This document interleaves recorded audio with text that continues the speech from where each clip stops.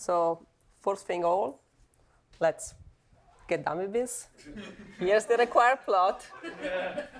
I do identify as an experimentalist, especially in this crowd. So we have accomplished our goal here. However, I'm not really going to talk too much about quantum gravity because I've been putting it in here. What I've been interested in these past few years is in scrambling and thermalizing dynamics, and in particular, whether if you're going to be able to see it in the lab and maybe even controlling it. And so one of the ways, of course, of trying to look at scrambling and thermalizing dynamics is to look at out-of-time order commutators and correlators. And the idea does indeed come from classical theory of chaos, the butterfly effect, where you have exponential sensitivity to initial conditions. Of course, in quantum mechanics, it's not so easy to make an exact comparison, but the fact that we have that this initial sensitivity to condition can be described by a Poisson bracket sort of gave an idea on how to try to measure this through the equivalent commutator for the quantities. And the idea is sort of the following. So if you have some initial local observable with a local support, they will commute with each other. And so this commutator initially is 0. But as time goes on, you will have that the initial perturbation might spread over a larger support. And so in the end, it doesn't commute anymore with a local observable. And we can try to measure this, hopefully, even in the lab. And actually, this is the case that this growth of the commutators is a good metric, not only for local observable, but also for sums of local observables. So they sort of have the same type of effect. And this, at least for me, it's easier to measure experimentally because I don't really have single-site addressability. And so really, what I'm interested in is to say, OK, am I be able in my lab to measure this type of growth of sort of long-range correlation, which are due to some scrambling or thermalizing dynamics. And indeed, we can do this, and I will explain a bit more what this plot means. For the moment, this is time, and this is my autox in some, this point, sort of arbitrary unit. And what I've done here is to measure this in a system of nuclear spins. And this is the experimental system that I will be mostly talking about. This is a nice system because it gives us a lot of advantages with respect to other more man-made systems. So one thing that we have is that we have quite strong interaction in the sense that the interaction among spins are faster than other interaction which lead to relaxation due to a coupling with external bath. We also have very good control because we have many, many years of techniques borrowed from nuclear magnetic resonance, which we can sort of take and apply for new purposes to look at this type of dynamics. As I mentioned, the coherence time is relatively long. In particular, relaxation itself is on the order of seconds to minutes, while dynamics are already interesting on the order of milliseconds. And so we have quite a separation during which, of time scale, during which our system is effectively a closed system, although a very complex one.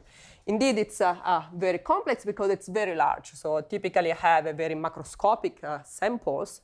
And so we have millions of spin. And indeed, I need millions of spin in order to see some signal at all. So some of the systems that I will be talking about are this adamantane system, which is a prototypical 3D system. And also a lot of experiments are done on this other material, fluorapatite, which is quite interesting because it has a particular geometry, which makes it look like as if it were a one-dimensional system. So what I'm going to talk about today is, first of all, how we can try to observe and even control this chaotic discussion among my spin. And in particular, I will try to explain to you how we can measure these autox in a very natural system. I think that somebody yesterday said that it's impossible to measure autox in a condensed matter systems. Here I will try to show to you that actually we can do it. And the other tool that I want to present, at least very briefly, is how we can build some Hamiltonians which are of interest in order to simulate many different spin models with our control tools. And the experimental system that I'm going to talk about is an NMR system, and this is the only way that you can make an old NMR magnet, circa 1980s, look somehow cool by having superimposed with an old graph of the NMR system itself. Otherwise, it would really look like what it is, like old equipment. But we can do, I think, some cool stuff. So that's nice. And then the other part of my talk will be to give you some flavor of the kind of thing that we have been able to do. And in particular, as I mentioned, we want not only to be able to observe the scramble dynamics, but maybe also control it. And I will show some strategies that we might have in order to try to control this. So if we want to avoid this discussion among the spins, we might try to just not let them talk to each other, for example, using dynamical decoupling or maybe looking at an integrable system. We can try to give them something that they almost all agree on, so some type of asymmetry or conserved quantities, and this will be linked to a pre-thermalization. And then we can also add some random gossip to the discussion, so some disorder, and this can lead to many-body localization, and again, another way of stopping thermalization, at least for some time. Okay, so how do we measure these autocs experimentally, at least for the particular experiment that I have in mind? So this goes back to a very old idea in NMR, and actually NMR people have been measuring autocs for the past 40 years, I would say, which is the idea of so-called spin counting experiments. So what do NMR experimentalists are interested in? What are NMR experimentalists interested in? They want to know if there is some connection between the spin. That connection can be due to the fact that they are close to each other and you have a magnetic dipole-dipole interaction, or maybe you have a chemical bond, and so you have some shared electron, which also mediates uncoupling. And so if you know that the spins are indeed talking to each other, are interacting to each other, you can know something about the structure of an even complex molecules. And so NMR spectroscopists have been interested since a long time to try to count how many spins have become correlated during the dynamics. And so this is very similar to the ideas that we have in mind when we want to know if a system is indeed scrambling. So are we creating long-range correlation in different parts of our system? And so we can borrow these ideas in order to see if we can indeed measure autocs. And so what we can do is exploit two ingredients that we have in our system. So first of all, we work with very high temperature mixed states. So the temperature is just room temperature, which is very fluctuating in my NMR lab at MIT. But it's typically so high and much higher than any energy in the system. And so I can really expand my initial state to a big identity, so it's almost maximally mixed state, with a small deviation, which is what gives me the signal, which is the average magnetization of the system in the z direction, as the magnetic field is in the z direction. And this coefficient here is on the order of 10 to the minus 5, 10 to the minus 6, so this is a very, very good approximation to what my initial state is. The second ingredient that we have, and I will talk a little bit more about this, is that we actually have time reversals. We can use control to engineer Hamiltonian with a minus sign in front of it. And so I can really invert the arrow of time. And so a typical NMR experiment sort of looks like this. We have some period of time during which we prepare the system under some interaction, an evolution under some interaction. And this can, for example, be a scrambling interaction. And then we tag the system with a phase in order to keep track of where the spin have gone, if you want. And then we try to bring them back by evolving under the same interaction, but now with a reverse sign. And finally, we will have some detection, which is basically just measuring the collective magnetization in whatever direction you want. So the signal that I have looks something like this. So again, here is my initial state. I evolve it in time. I do this phase, and then I evolve it back. And the observable is the collective magnetization. So I can rewrite this in a bit more compact form, where I define this operator here is a unitary operator. But now the interesting part is that this initial state, as I said, is this mixed state with identity, which does not really give rise to any signal because Z itself is traceless. Okay? So I can forget about this. And really what rho 0 is just Z again. Okay? And now this really looks like an auto-time order correlator for this weird operator phi. Okay, so we probably are not so much interested in measuring the auto for phi itself. And so we can try to manipulate this a little bit. So for example, what I can do is just to expand my signal in power of phi. And what I have is that I have a fourth term, which is not particularly interesting. It's just a magnetization square. Okay?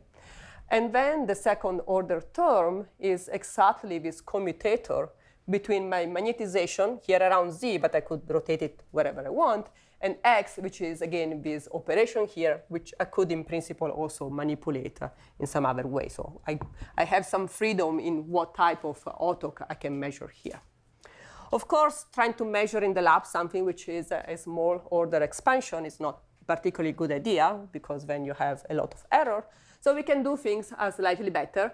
What we do is to repeat the experiment a few times by varying the phase phi, and then take the Fourier transform of it. Okay. This Fourier transform is what NMR experimentalists have been called for a long time, multiple quantum coherence intensities. So it's the Fourier transform of the signal varying with respect to the phase.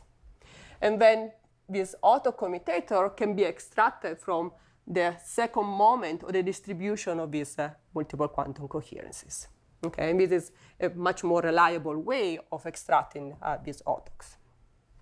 So what does this multiple quantum intensity look like? What does an experimental signal would look like? It looks something like this. So here on the x-axis is the coherence order, which means how many coherences, how many spin flip I have in my system. And in this particular experiment, you could only create even coherences. That's why the shape. And on the vertical axis, it's just like the intensity, which has been renormalized so that your total signal is equal to 1. And again, here the width of this distribution will give you the autocs. Okay? And so as a matter of fact, I realized that one of the first time that I measured this in my career was actually one of the first paper that I've ever published. And so I can say that I've been proudly measuring autocs since 2006, even if I actually didn't know that I was measuring autocs, I have to admit. So I should not make this too much of a claim. But indeed, in NMR, people have been measuring it for much, much longer. And even me, I can show this plot as a signature of having measured autocs so long ago. OK, so I hope that I explained a little bit how we exploit the fact that we have a highly mixed system, and also we can engineer control to reverse the Hamiltonian to measure these autocs.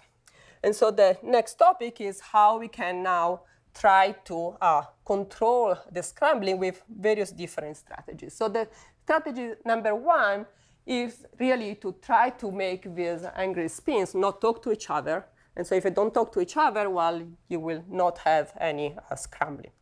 And this is, on one side, interesting from the point of view of control, however, it might be a little bit boring, because then you don't have so much of an interesting dynamics. But still, it's sort of like a baseline for how much control we can have in our system. So how do we engineer control in the system? So what we want to do is to take the natural occurring Hamiltonian that we have in our system, which is the magnetic dipole-dipole interaction among the spin, and we only preserve the part of this dipole-dipole of interaction which commutes with the large Zeeman energy, which is given by our, in this case, 7 Tesla magnet. Okay, so this is what we obtain here. It's basically an XXZ type of Hamiltonian. And what we do is to apply some periodic driving in order to transform what is, if you want, an unruly dynamics into the desired dance of our spins. And the hope is that indeed by doing this periodic rotation of the dynamics quickly, we stabilize it in the same way that a ballerina gets stabilized if it pirouettes very quickly. And the fact that we can apply many different types of driving, we can also have many different types of engineer Hamiltonian as a result of this control. So again, one of the things that we want to do is to study how we have this scrambling of information in our system. And by engineering the dynamics, we can also engineer the reverse dynamics. And so we can indeed measure this multiple quantum coherence intensity and extract the autocs. And one thing that I want to point out is that I mentioned this connection with spin counting experiment in NMR. And so typically in NMR, people would have plot here on this axis the number of spins. So this is just the square root of the autocs, if you want, which comes from the idea that if you indeed are sort of creating all these coherences in a way which populates all the possible achievable states, you can extract how many spins should have been correlated in your system for the given amount of coherences. And so here we can say that we had around 100 spins which are indeed talking to each other and are getting really correlated to each other. And this is not even like any like particularly good example of how many spins you can get. You can get even more here.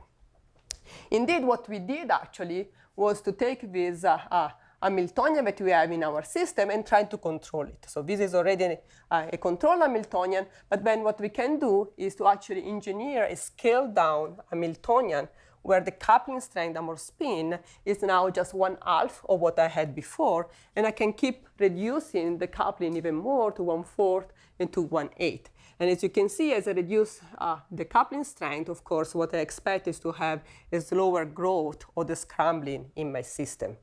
And so we can indeed even try to completely erase the coupling, and up to experimental error, we are indeed able to sort of like reach this completely decoupled type of dynamics. Another way of trying to have indeed stopping this growth of scrambling is instead to look at a non-interacting system, an integrable system. And so this is also what we did. We use this different type of system.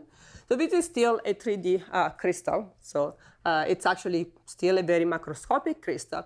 But because of the lattice structure, when I look at its dynamic, it almost looks as if it were a 1D system.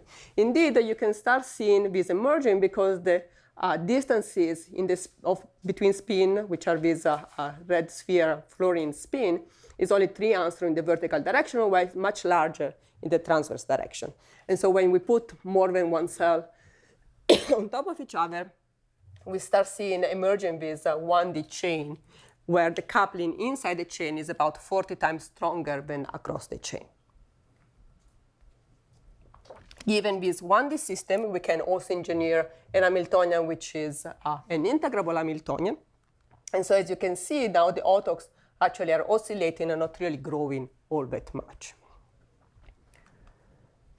So as I said, this is interesting, but it's a bit boring. I mean, we're just trying to stop scrambling. So can we do something more? And indeed, we can use a lot of control tools in order to engineer different type of Hamiltonians. And we typically do it, if you want, in a Floquet-Trotter sense, by concatenating different Hamiltonians such that on average, they look like the Hamiltonian of interest. Okay.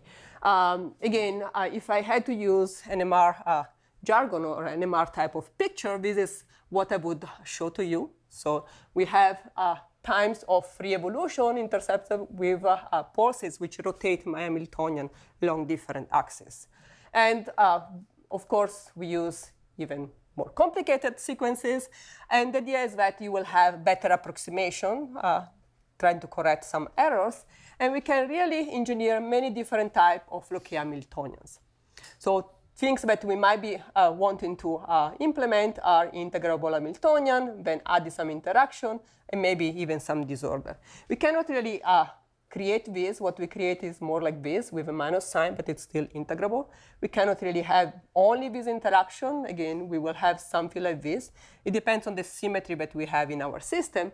And we can create a disorder because we typically have other spin in the system, other nuclear spin or parametric impurities. And of course, we can always add some uniform magnetic field, again, we control. As I said, all of this is obtained with different sequences, but actually just using this sequence and just changing a little bit the timing in between pulses, you can vary all these coefficients, u, v, g, and g prime. So by just changing this, we can put u to 0 or u to a negative value. And if we do put to a negative value, what we have been doing is actually time reversal. And we can time reverse all parts of our Hamiltonian, including interaction. So really, we can go, if you want, back in time. So now that we have more flexibility in what we can do, we can start playing some game and trying to see some more interesting phenomena with just stopping the evolution. So two of the things that we have been working on are pre-thermalization and many-body localization. So I just want to give you a flavor, a little bit of what we have been doing around this area. So one of the strategies that we might have to try to stop thermalization is to create some common ground among all the spins, so making them agree on something. So try to have some emergent symmetries, some emergent conserved quantity in the system. And if that's the case, then we might expect that we have some very fast initial decay, but then all the spins find some quasi-conserved quantity, and so that will survive for a very long time, a time which is exponential in the typical coupling strength or typical energy of the system. And so the idea that we had was to look at our typical dipolar Hamiltonian, so this XXZ model that I showed before with 1 over r cube coupling strength, and see if we could try to protect the information by just adding the minimum, if you want, a symmetry or conserved quantity, which is just an additional uniform field in the system. And so what we were interested in was in seeing whether in the limit of large G, much larger than the coupling among spin, this induces a quasi-conserved quantity, which then will stabilize the system. And to look at this question, what we did was to look indeed at these autocs in order to see if the behavior was revealed there. And it was actually quite interesting. So what we see as a function of the ratio between the field and the coupling strength is this type of behavior with a maximum at a particular transition or crossover point. So on the left side, where the field is very small, what we expect is to have a growth of the autoc, signaling that we are actually thermalizing. And this is indeed the case. Even if I don't have the field at all, my system goes back to sort of being a trivial system. And so here at time t, at g equals 0, I will have just no growth of the autoc itself. This is why we have this sort of behavior with a maximum. But on the right-hand side, where the field is very large, what we have is that we have a saturation of the autocs, even at intermediate values, signaling that indeed, in this case, we are entering this prethermal behavior, which is characteristic of this emergent quasi-conserved quantity. And the interesting thing is that actually this crossover point is quite different from what is known to be the zero temperature quantum phase transition for this model itself, which is somewhere here. Actually, I do not remember exactly the exact value. I just added this because I always forget to mention that it's different, and so I wanted a visual reminder. So I think that it's 0.8 or something like this. And so what we found was that indeed by looking at the dynamics of these autocs, we can find something which is not predicted by, if you want, zero temperature ground state dynamics. And indeed, it's something that we can only observe in the dynamics itself. So the other thing that we did was to try to, a third strategy to try to prevent thermalization, which, as I say, is to add some random gossip among the spins, so that sort of they listen to this gossip and they do not try to interact too strongly with each other. And so the idea is to add some disorder so that we can try to stop the scrambling itself. So here we sort of try to look at some of the metrics which are well known to characterize many body localization, which are, for example, entanglement. And the idea, again, is that if you have some initial perturbation and they will grow up with time, you will see thermalizing behavior if you only look at local observable, but by like the spread of entanglement tells you that indeed you were scrambling. And so looking, for example, at the mutual information, what we would expect is some growth here of this entanglement metric. Now, however, if we add indeed some disorder, this growth is completely quenched. And actually, if the system is integrable, we have Anderson localization, and so this will become a flat line after the very first behavior. And this is the same plot that you've seen in the previous talk. So now, if we start adding some interaction, we have that the entanglement starts growing again, although with a very, very slow slope, which is a logarithmic increase in the entanglement. If we add more and more interaction, this becomes still the same slope, but a bit stronger overall entanglement. So we wanted to try to sort of look at this type of behavior, but we sort of have a problem. We have very, very high temperature systems where entanglement is expected to be almost zero. And so we don't really have any hope to try to measure entanglement directly.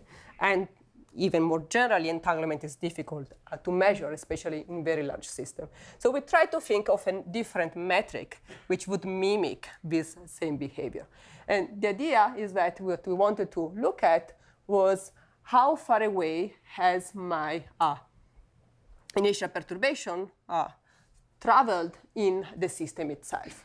If the system is disordered, I expect this not to have traveled very much. If instead it's not disordered, I will expect my perturbation to have traveled over a longer distance. And so even if I have a mixed state, on average, I expect a small correlation length in the disordered case, while I expect a larger correlation length on average for a larger system. And this is true also for, indeed, mixed states. And what we found was that actually autox can reveal this correlation length in experiments. So this is the plot that I showed you before. And so we can use autox to try to measure this correlation length. And as you can see, the correlation length evolution, if you want, mimics quite closely what we would have observed if we really had this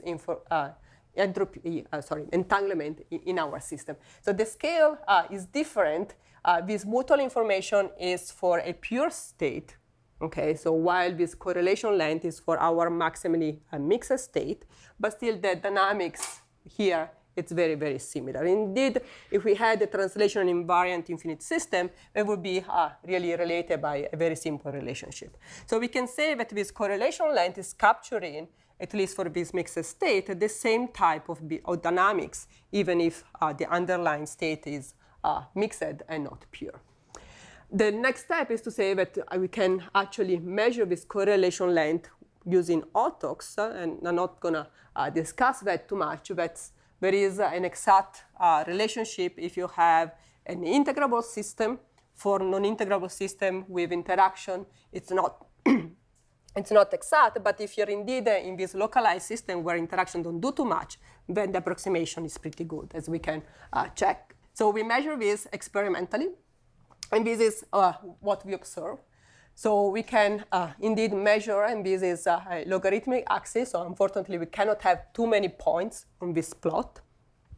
If we engineer an Hamiltonian where I don't have an interaction, but I do have disorder, this is the type of behavior that I observe, which is an indication of single particle or Anderson localization.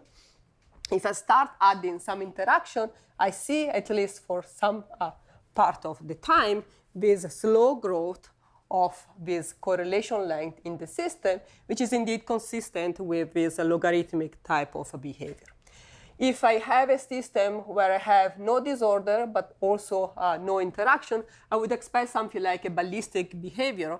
As I said, in this case, the correlation length is not as good to capture everything which I have in my system because indeed I have more experimental errors and also the mapping is not as good.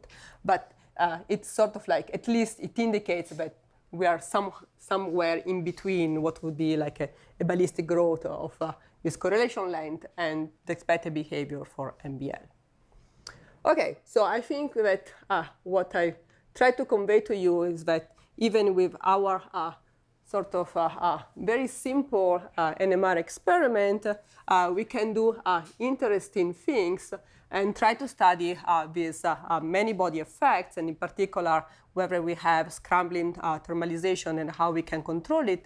And the focus is really in trying to control the system as well as possible, because we are also interested in trying to find some application for all these ideas, both to simulate an interesting physical aspect, but maybe even to create some type of quantum devices, be it for example, quantum sensing or quantum computation. So before I conclude, I really want to thank the people who have done most of the work. And so most of the work has actually been done by Ken and Pi. Ken has since graduated and is now at IBM. And Pi is continuing the experiments with some new work that hopefully we will have out soon on some Floquet prethermalization.